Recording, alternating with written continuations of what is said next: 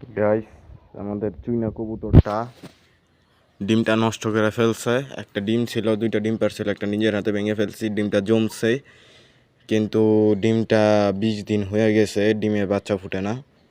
Please light মেরে দেখতে পারলাম যে ডিমটা ঝকর ঝকর করে, আর ভিতরে ডিম বাচ্চা ভিতরেই মারা গেছে, ডিমের ভিতরে বাচ্চা মারা গেছে। 20 দিন হয়ে গেছে, আর ডিমটা অ্যাটলিস্ট ভালো করে জমতেও পারে নাই, যে প্রপারলি জমে নেয়। ডিমের ভিতর বাচ্চা মারা গেছে, 20 দিন হয়ে গেছে। আর ওই যে আমাদের কবুতরগুলা, চুইনা কবুতরগুলো, এখন আমি ডিমটা সরাই দিব যাতে কিছুদিন পর আবার নতুন করে ডিম পারতে পারে। এই ডিম আর আমি দিতে দিব না তাদেরকে, কারণ 14 দিন হয়ে গেছে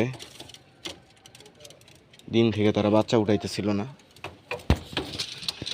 সো ডিমটা সরিয়ে দিয়ে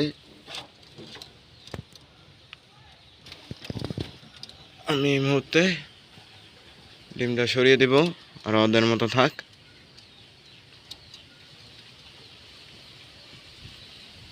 খুব মায়া লাগতেছে ডিমটা সরাই দিতে, কিন্তু আমি ডিমটা সরিয়ে দিব, আর রাখবো না। কী করার, ডিমগুলো নষ্ট করে ফেলছে।